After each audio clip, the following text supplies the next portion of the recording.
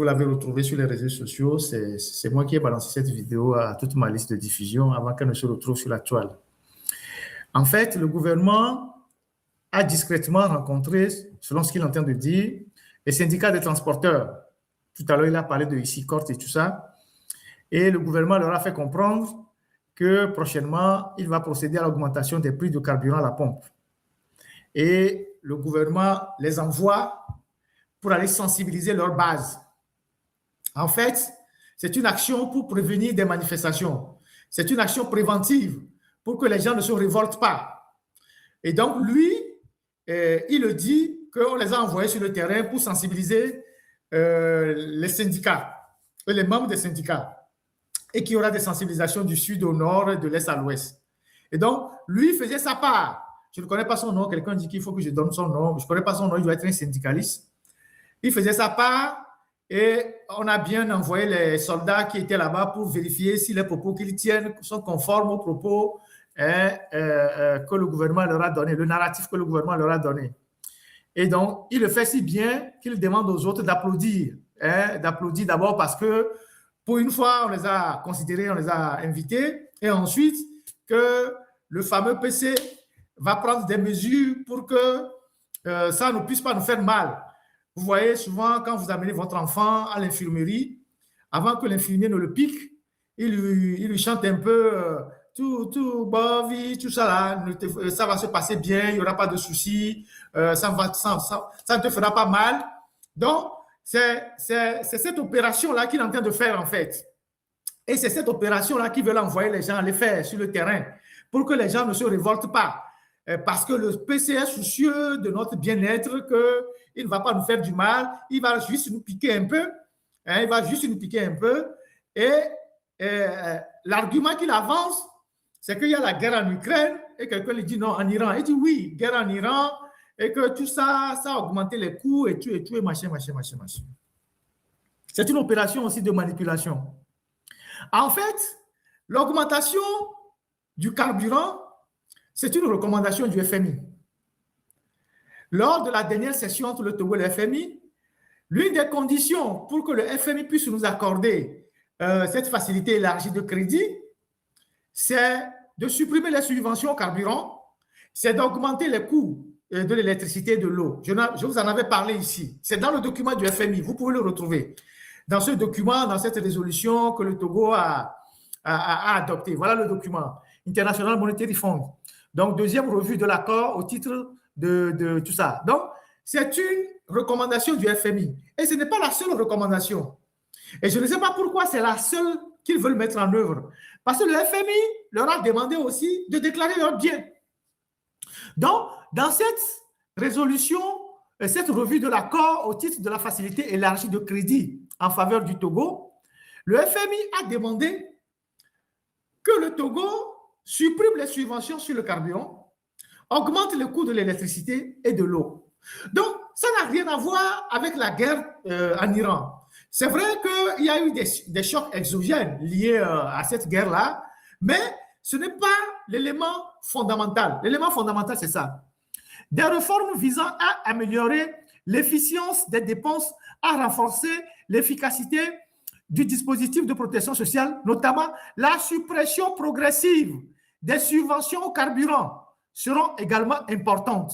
En outre, il serait important de renforcer la fourniture d'électricité et de l'eau, notamment en relevant les tarifs pour garantir le recouvrement des coûts tout en prenant des mesures visant à protéger les plus vulnérables. C'est ça le document. Donc, c'est une recommandation du FMI. Maintenant, où se situe le débat? Le débat se situe au fait que jamais, au grand jamais, le Togo n'a jamais fait la transparence autour des produits, de l'importation des produits pétroliers. Le Togo n'a jamais tenu un langage de transparence autour de l'importation des produits pétroliers. C'est un secteur qui a été géré ou qui est toujours géré avec la plus grande opacité. Et là aussi, c'est Faure Gnassingbé qui gère ce secteur exclusivement. Parce que pendant longtemps, le ministère des Mines et de l'Énergie dépend exclusivement de Faure Gnassingbé. L'importation des produits pétroliers dépend exclusivement de Faure Gnassingbé, de Barké, de Damipi, tout ça. C'est le club. Ce sont ces gens-là qui sont dans les réseaux, avant c'était avec les Adjakli pour importer le pétrole, le carburant. Et eux seuls savent où ils importent le carburant. Et donc, aujourd'hui, nous savons aussi que le Togo n'importe plus une grande partie de son carburant vers les pays du Golfe, mais beaucoup plus au Nigeria avec Dangote. Sauf si on vient nous dire que entre le Nigeria et le Togo, 300 km, il y a un détroit, je ne sais pas comment il faut l'appeler, qui fait qu'aujourd'hui, les coûts ont augmenté. Je ne sais pas si c'est le détroit de Irakondi, le détroit de... je ne sais pas. S'il y a un détroit à Kpeme, je ne sais pas. Je ne sais pas s'il y a un détroit là-bas.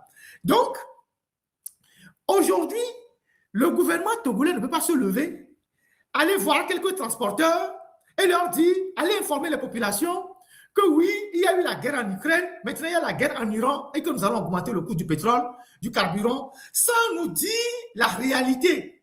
Qu'est-ce que ça coûte à l'État? Qui sont ceux qui sont derrière ce circuit d'importation du pétrole et du carburant? Qui sont ceux qui sont derrière? Qui sont ceux qui s'occupent de la distribution? Ceux qui ont les réseaux de stations d'essence au Togo? Ceux qui sont dans le gaz au Togo? Parce que c'est aussi lié. Comment sont gérés les péages? Parce que le péage aussi est lié au carburant. Il faut le savoir. La gestion des péages est liée aussi au carburant. La dernière fois, on a parlé de tout le scandale qui tourne au niveau de SAFER. On n'a limogé personne. Les gens ont volé 60 millions, 40 millions ont disparu. Le directeur lui-même, il est hors mandat depuis 4 ou 5 ans. Il est devenu super riche. Quand j'ai fait le live, le lendemain, il y a eu le conseil d'administration. Tout le monde était paniqué. Donc, il faut que Ford vienne nous dire où est-ce qu'eux achètent leur pétrole. D'où vient le gaz?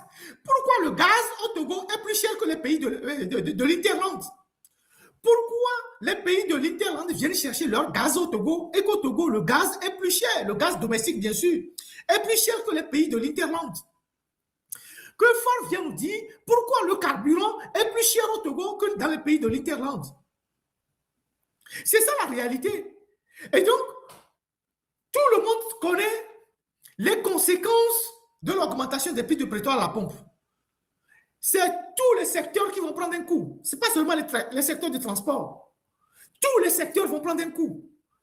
L'alimentation, les transports, tous les secteurs, les prix vont flamber. Le Ghana vient de sortir du FMI. Après avoir eu aussi, à son tour, cette facilité élargie de crédit de 3 millions de dollars. Les Ghanéens ont fait des efforts pour assainir leur économie, maîtriser l'inflation, lutter contre la corruption. Le FMI, on ne colle pas le FMI à tout le monde. Le FMI, c'est un fonds. C'est quand vous avez des problèmes que vous-même, vous allez vers le FMI, que le FMI vous impose ses conditions. Le FMI, c'est un fonds. Il y a des pays qui n'ont pas recours au FMI parce qu'ils gèrent bien leur économie. Donc, nous, on est un client permanent du FMI. On n'est jamais sorti du FMI, des politiques du FMI. Tout le temps, à cause de la mauvaise gestion, la corruption. Bon, maintenant, le pays n'a pas d'argent. Vous créez des institutions qui créent des dépenses pour l'État. Le Sénat, avec combien de sénateurs, je ne sais plus. Tous ces sénateurs-là, c'est des charges pour l'État. Ils ont des bons de carburant.